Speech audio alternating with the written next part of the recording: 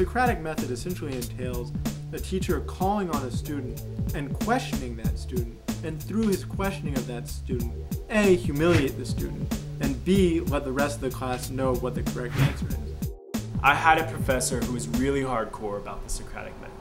And he'd yell at us and jump up and down, and he had a cane.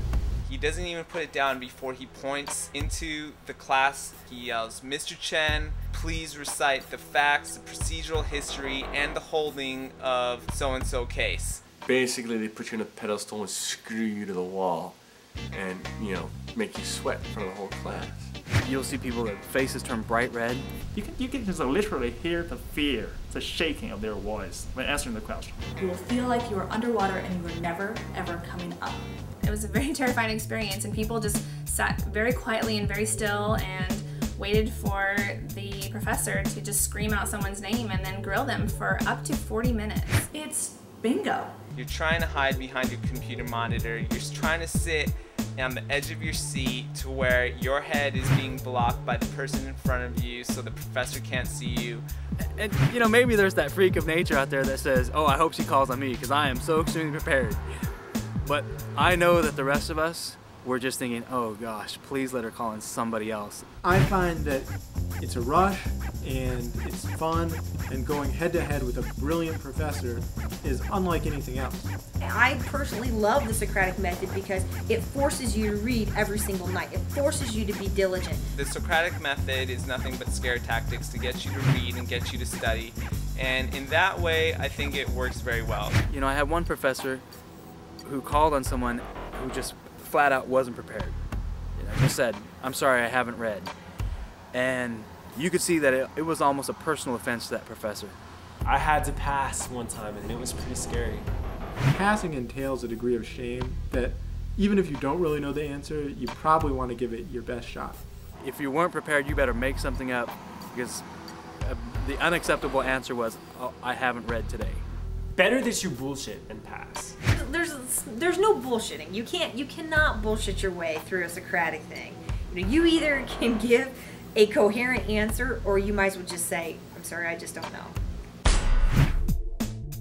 The entire point of Socrates using the Socratic method way back when was that he wouldn't ask his students answers because he didn't think he had the answers. I mean, Socrates always said, "I don't have any answers, that's why I only ask questions." In a lot of schooling, growing up, you're told what to think. You're told what the answer is, and you memorize the answer, and then you spit it back out on a test. In law school, you're taught how to think, how to come up with things on your own. They ask questions, they don't give answers. They change the hypothetical in the middle of it. They change the case in the middle of it to keep giving you more and more questions.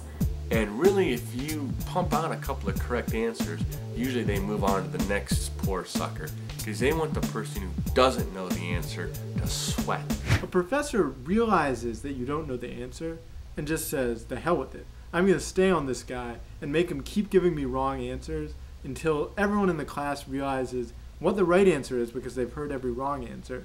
Here's the answer. Oh, no, it's not. Oh, I just changed it. Oh, it's over here. Nope, sorry, changed it again on you. You're never gonna get the ball. And you go from being confident in your knowledge of the law to feeling like a schmuck. Yeah, you're gonna be wrong in front of 80 or 90 people, but if you're one of these people who feels like you always have to be right, you can't say something unless you're sure, the Socratic method might be a little difficult on you. Yeah, if you can't accept failure, law school isn't the place for you, because you're going to lose. And you will learn more in your losing than you will ever know by winning.